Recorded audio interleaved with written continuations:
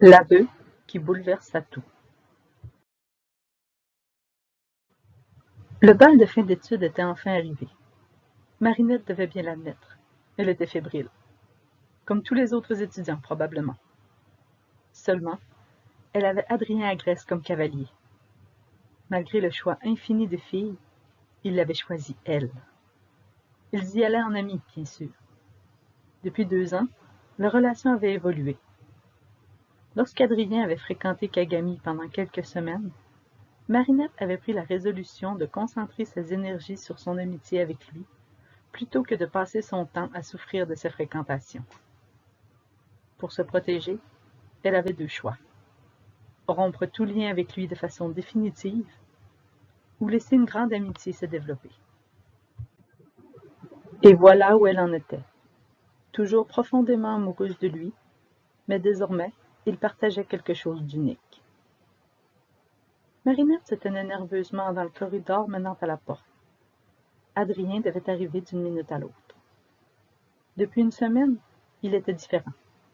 Il agissait différemment, la traitait différemment, brouillant ses certitudes, augmentant sa nervosité à ses côtés. Des coups à la porte la firent sursauter.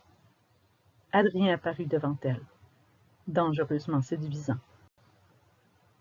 Marinette le détailla de la tête aux pieds, la bouche sèche. Ses beaux cheveux dorés ramenés vers l'arrière. Il les portait maintenant un peu plus longs qu'à leur première rencontre il y a 4 ans. Vêtu d'une chemise blanche fraîchement pressée avec boutons noirs, d'un veston noir décontracté, d'un pantalon noir également, et d'une ceinture en cuir avec une discrète boucle en argent. Contrairement à son habitude, aucun sourire espiègle ne flottait sur ses lèvres. Adrien ouvrit la porte immédiatement après avoir frappé, comme il le faisait toujours depuis 2 ans. Il s'attendait à traverser le corridor pour rejoindre M. et Mme Dupenchen au salon pour attendre Marinette. Il l'avait vue dans toutes sortes de circonstances, des plus formelles aux plus déconcertantes. Mais jamais il ne l'avait vue sexy. Mon Dieu! Elle était à couper le souffle. Adrien ferma la bouche de peur de se mettre à baver devant elle, mais incapable de détacher ses yeux d'elle. Elle avait relevé ses cheveux hauts au-dessus de la tête en chignon élaboré, avec 2 grandes mèches de chaque côté lui encadrant le visage. Ses grands yeux bleus mis en valeur par le maquillage et une bouche rouge attirante, sans être provocante. Sa robe était la pièce maîtresse, clairement de sa confection. Unique.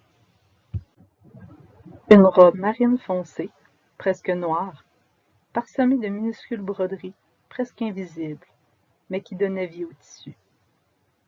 Elle possédait un décolleté en V discret, noué au cou. La jupe épousait gracieusement ses hanches pour finir en plusieurs longues pointes au-dessus des genoux. Une sous-jupe crème en pointe venait s'interposer entre les pointes marines. Adrien ne put résister et laissa son regard glisser sur ses jambes jusqu'à ses pieds. Elle portait les escarpins qu'il lui avait offerts en début de semaine. Des escarpins à talons, à bourrons, en velours marine, sortis de strass. « Wow! » réussit-il à articuler en lui présentant la rose rouge qu'il tenait à la main.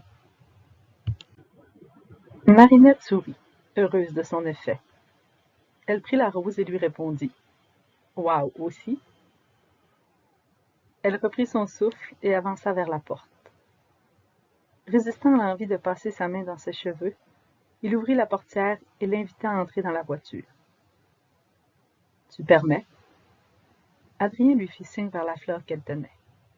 Elle la lui redonna intriguée. Il l'inséra dans ses cheveux, ajoutant une touche de couleur à sa tenue.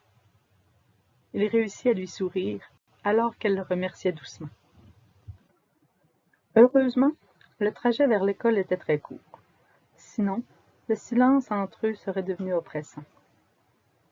Adrien sortit de la voiture et alla ouvrir la porte à Marinette. Il lui offrit galamment son bras, et elle y passa le sien en riant doucement. Ils s'avancèrent jusqu'aux portes où Nino et Alia les attendaient. Nino portait une chemise vert forêt et un pantalon gris. Il faisait chic décontracté. Heureusement, sans casquette ce soir.